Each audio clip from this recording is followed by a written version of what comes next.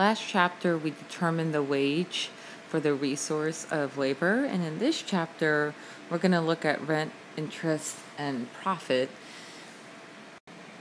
And this is what firms pay in order to obtain land, capital, and entrepreneurship.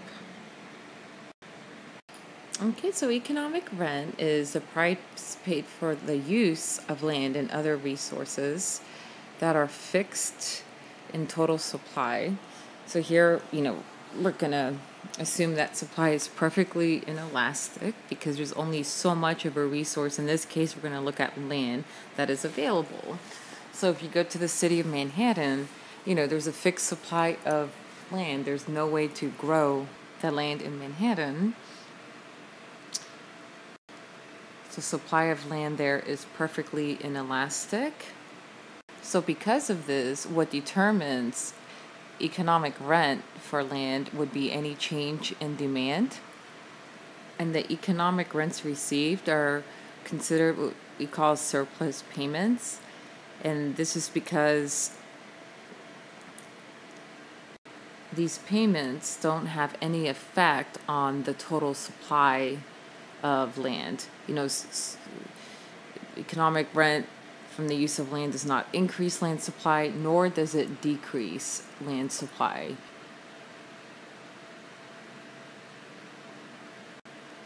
Okay, so here we see that supply of land is perfectly inelastic.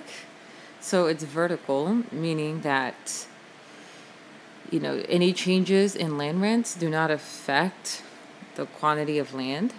It stays the same. Okay, so what does affect land rent is changes in demand, and the higher demand is, then the higher the land rents are. Okay. See here at demand 1, land rent is higher than, let's say, at demand 3. Okay, and you can also consider the demand curve for land to be the marginal revenue product. So, it could be the marginal product land produces times the price of the product. And this is because, for example, a piece of farming land, 1 acre, how much wheat can it produce? And also geography, also affects productivity and rent. Land that is in Manhattan, for example, will command higher rent than land that is, for example, in Texarkana, Texas.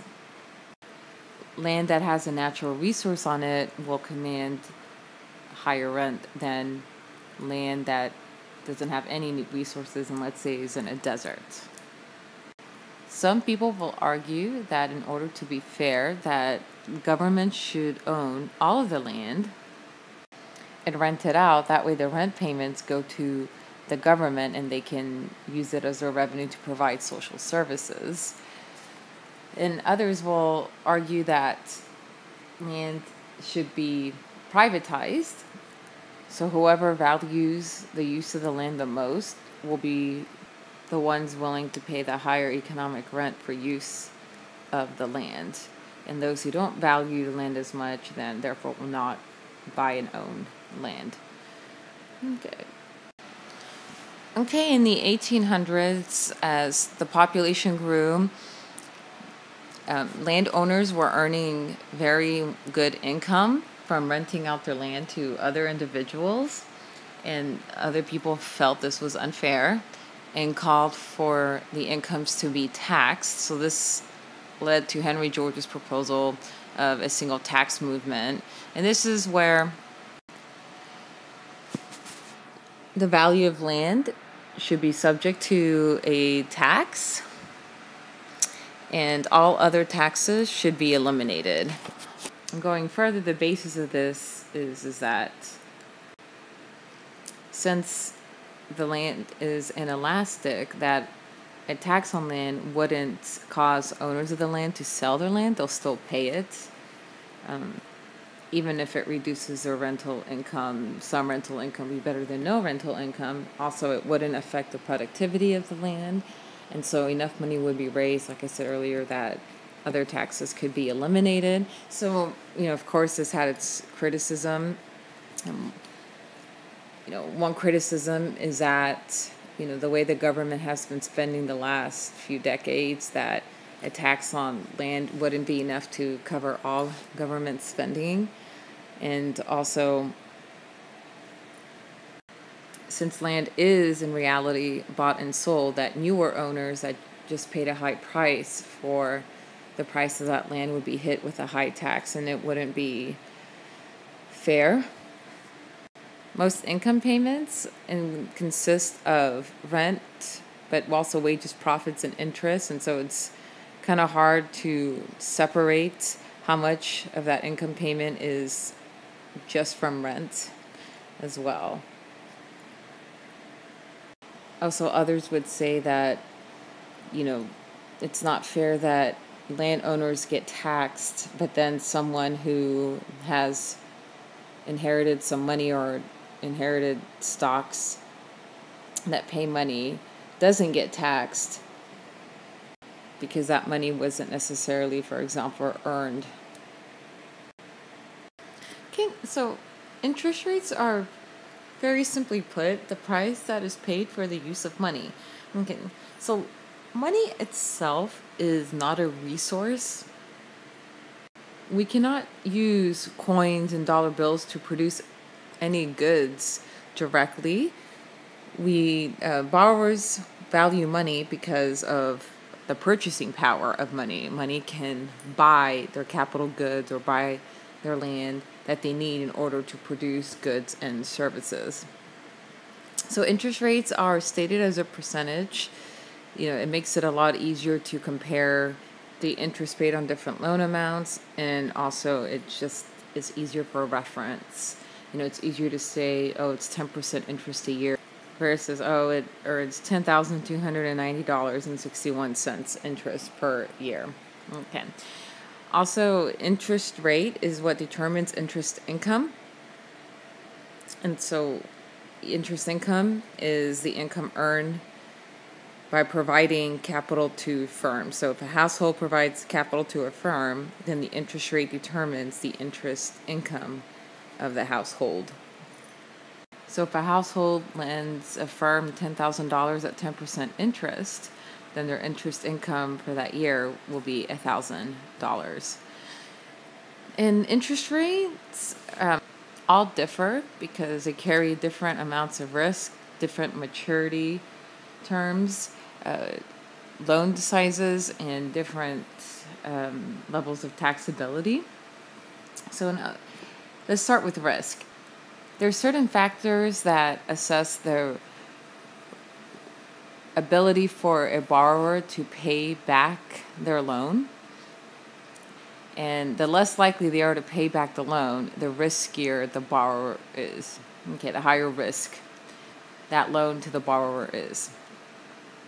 And in order for someone to be willing to lend to a riskier borrower, they have to have something in return. And what that return is that the borrower pays a higher interest rate than a borrower, for example, who seems to be very likely to pay back their loan. They usually earn a lower interest rate. Also, maturity. This is a time length of a loan. And so longer term loans usually have higher interest rates than shorter term loans. And this is because longer term loans, tie up money for longer periods of time. And so the opportunity cost for longer term loans is higher. And so it's offset by a higher interest rate. And then loan size, usually interest rate on smaller loans are higher because the administrative costs as a percentage of the total loan is higher for smaller loans. And also taxability. Some form of loan, such as a corporate bond, are subject to a very high tax rate. So their after-tax interest rate is actually lower than, let's say, a municipal bond that's tax exempt. So the corporate bond, let's say, is 10% interest, but their after-tax interest rate is 5%, whereas a tax-free municipal bond is 6%. And since there's no taxes, then, it stays at 6%. And so a lender will prefer the tax-free municipal bond in this case since there's no taxes on it.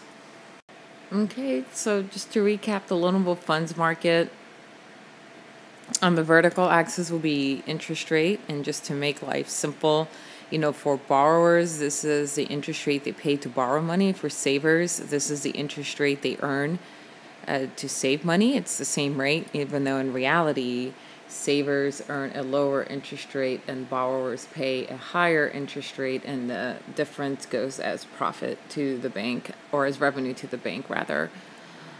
The supply of loanable funds comes from households saving their money. The demand from loanable funds comes from firms demanding funds or borrowing funds for investment purposes. And so borrowers are borrowing money from a financial institution such as a bank, and households are saving their money in a financial institution such as a bank. So households are indirectly lending money to firms through the financial institution, which in this case, we're going to say it's a bank. All right. So anything that causes households to save more or less money, other than a change in the interest rate, okay, will shift supply. So, for example, if the stock market were to crash, and households were a little apprehensive about the future of the economy, they tend to increase the amount of money they save, so supply will shift to the right. And what changes the demand curve, or what shifts the demand curve, is the rate of return on investment. Okay, this is not exactly the same as the interest rate. This is what firms believe their investment projects will bring in terms of revenue. So any type of technological advance will shift demand for loanable funds to the right because the rate of return on their investment is higher. Also, any type of increase in consumer demand for that firm's product will usually also shift demand for loanable funds to the right because they're expecting a higher rate of return on their investment as well. And then the reverse case, any type of decrease for that firm's product will shift demand for loanable funds to the left. A decrease in productivity would also shift the demand for loanable funds to the left. Okay, so the higher the rate of return on an investment the firm believes their project will be, okay, then the more loanable funds they'll demand at each rate of interest, and vice versa. Okay, and even though here we're looking at supply of loanable funds comes from households and demand for loanable funds comes from firms, in reality, governments can demand loanable funds, and also they supply loanable funds as well when they run budget surpluses. Okay, so where the demand for loanable funds intersects the supply of loanable funds, okay, that determines our equilibrium interest rate and our equilibrium quantity of loanable funds demanded and supplied. Let's say households became thriftier. Okay. It would shift supply of loanable funds to the left and increase the equilibrium while interest rate and decrease, okay, the quantity of loanable funds supplied and demanded.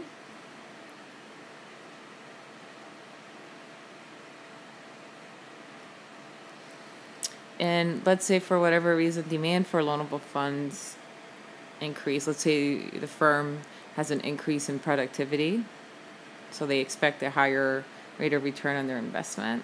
Okay, so they demand more loanable funds, and this also would increase equilibrium real interest rate and increase the quantity of loanable funds demanded and supplied. Okay. If you've ever heard the saying, $1 today is worth more than $1 tomorrow, then That saying is referring to the time value of money, because the sooner you have money in your hand, the sooner you are able to earn interest on that money.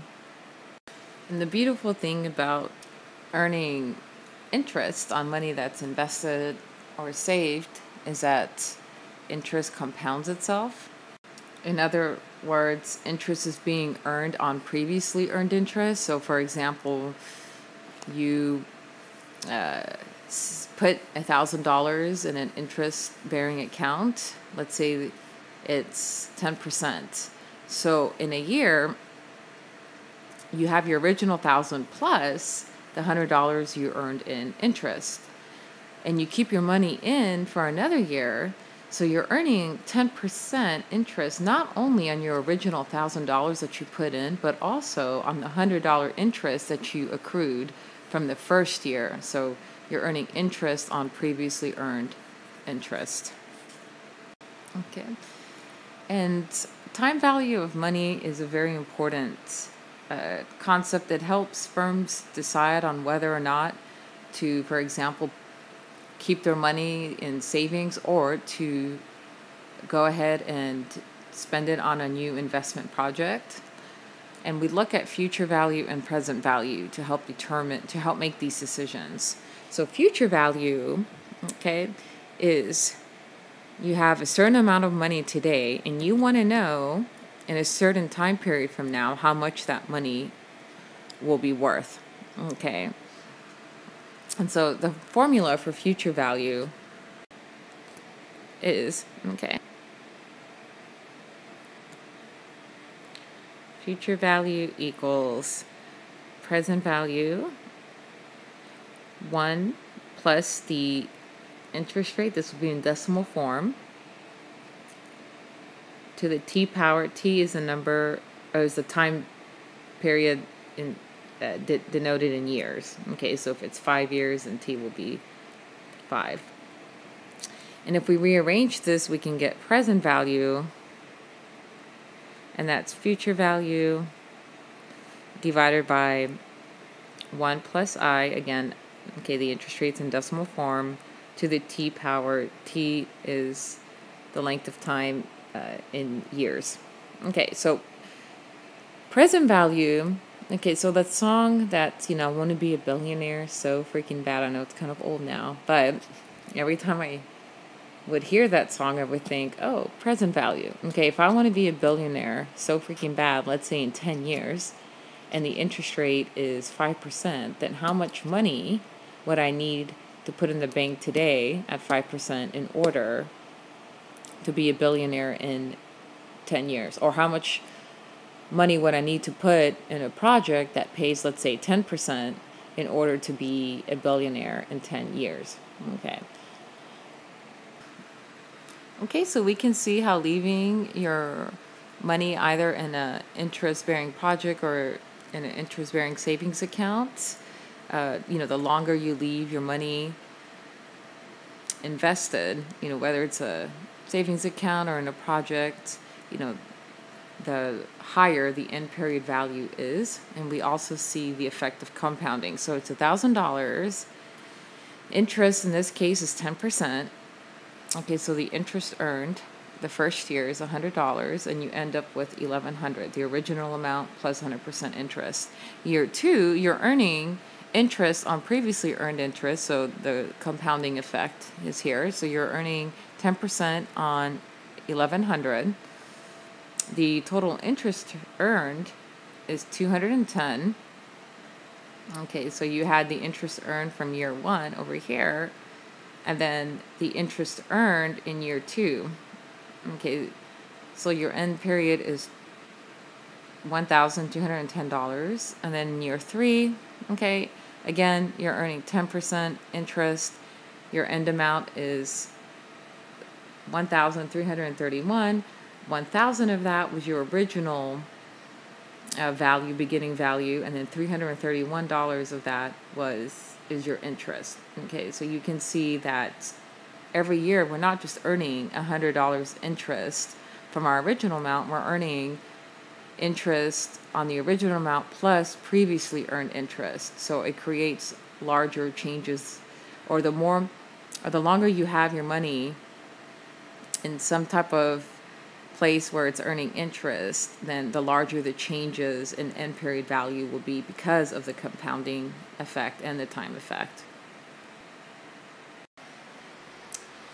Okay, higher interest rate discourage investment, and therefore output would fall with higher interest rates, and then lower interest rates would encourage investment, so total output tends to increase with lower interest rates. Also, it helps allocate capital to the most productive and profitable projects, okay, because projects that have a lower expected rate of return than the interest rate dictates, those firms will not go ahead with those projects, whereas firms with expected rates of return equal or higher than the interest rate, they will go ahead and borrow those funds. And it works very similar with research and development. Usually with lower interest rates, there's been an increase in research and development spending.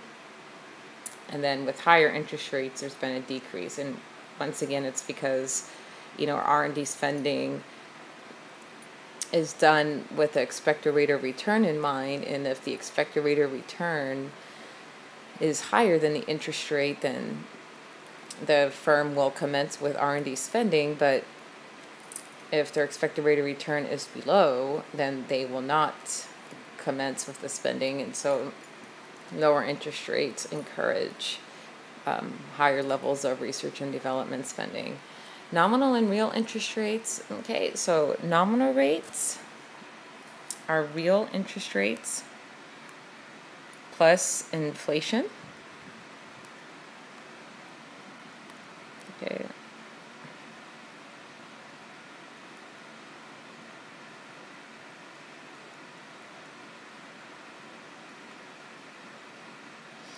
Okay, it measures the growth in the dollar amount.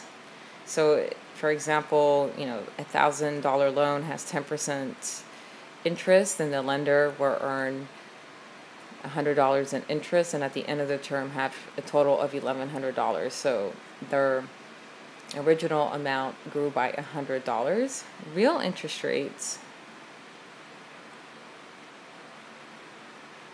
nominal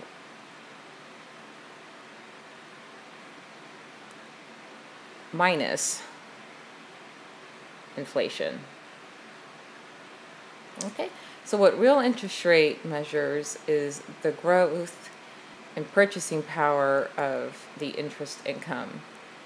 So if the nominal interest rate was 10% and inflation was 5%, then the real interest rate is 5%. So nominally, the lender earned $100 in interest income, okay, but that $100 only has $50 of purchasing power because prices grew across the economy by 5%. So everything's 5% more expensive than before. So the $100 cannot buy this year what it could last year due to inflation.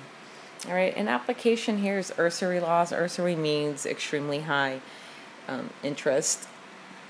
And the purpose of these laws is to hold down the interest cost of borrowing so low-income borrowers have access to the loanable funds market. However, there could be some effects from this if, the price ceiling or the interest ceiling that results from this usury law is below the market interest rate. So let's say market interest rate is 8%, but due to usury laws, market interest rate is 6%. Okay. Then what ends up happening is that there's a shortage of loanable funds supply. Households don't want to save as much money at 6% as they would at 8%.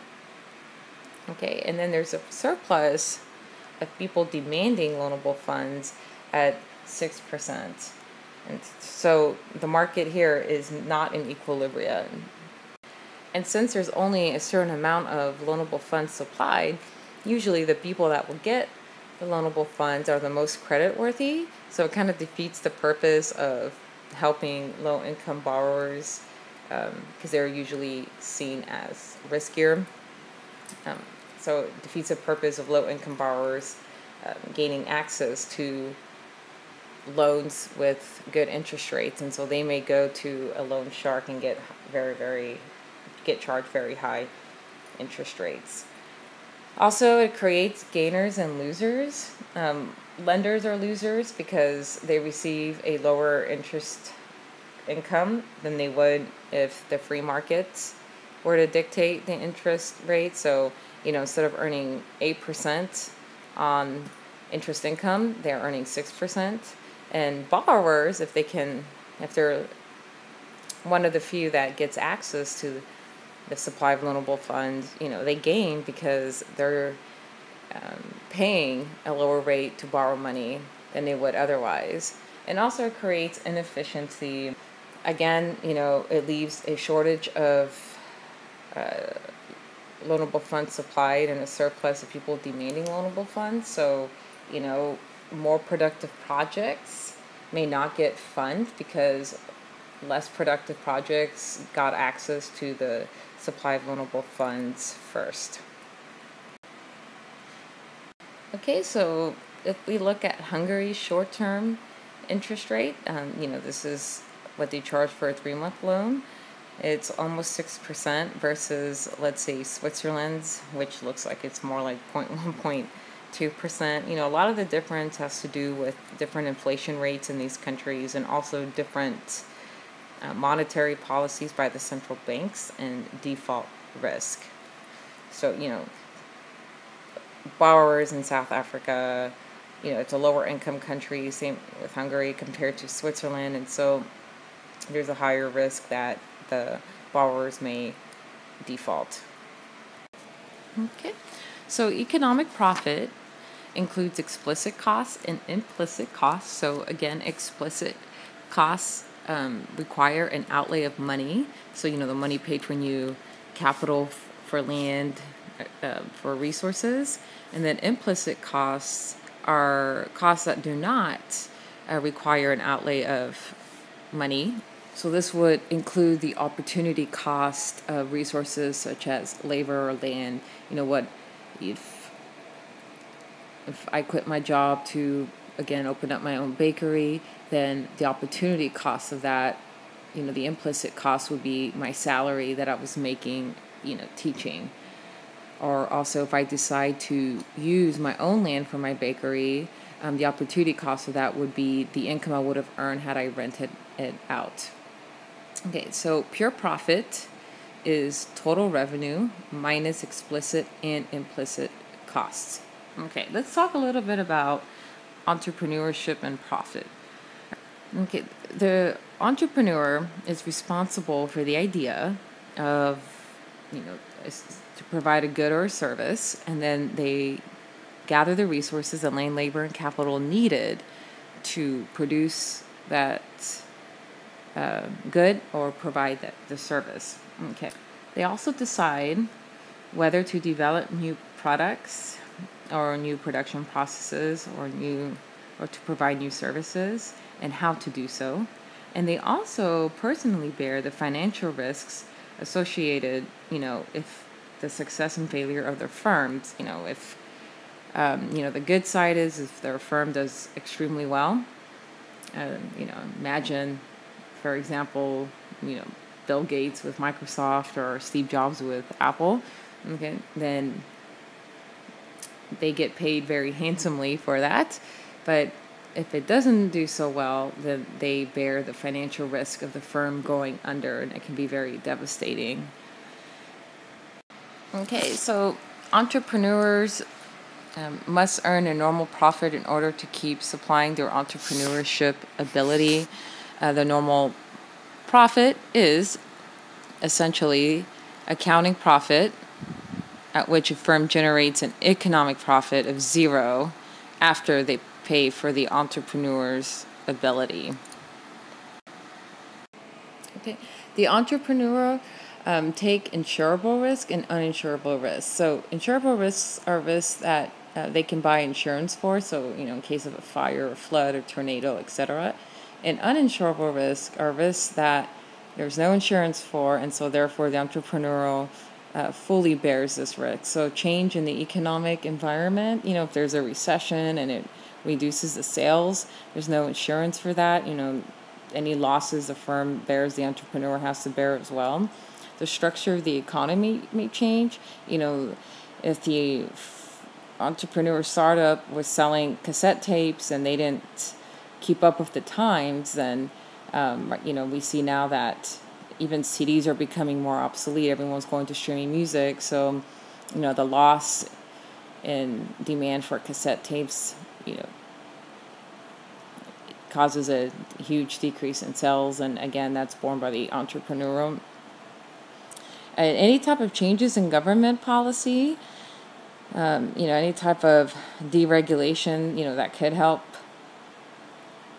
the entrepreneur, but any type of new regulation can be against the entrepreneur, and they have to bear the risk of that as well, any loss of sales. And then any type of new products or production method. If a rival firm starts producing a superior product or finds a lower cost way to produce, their rival product, then, that will cause the existing firm to lose sales. And again, the entrepreneur bears a lot of that risk. And so in compensation for bearing all these risks, if the firm does well, then the profit goes to the entrepreneur. So what's some ways they can earn economic profit is through creating new products, okay? And so, the entrepreneur thinks of a great new product. Think about Steve Jobs and, him thinking about the iPod music player, which was one of its kind at its time.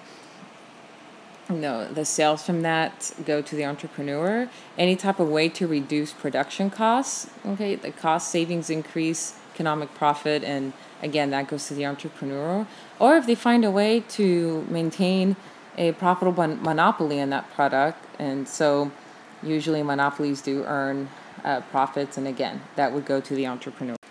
Okay, profit helps ration entrepreneurship in the sense that, entrepreneurs are going to supply their abilities wherever they believe they can maximize their normal profits. Since the goal of firms is to maximize profit, and we have seen that in a capitalistic economy that economic profit is one of the main goals that firms work for. This also helps allocate resources to firms that have the highest possibility of profit maximization, of the most productive and profitable ventures. If a firm is public, then the general public can have part ownership in the firm through owning stock. And so in exchange for stockholders to have a piece of the firm's profits, they also share in the risks of the firm.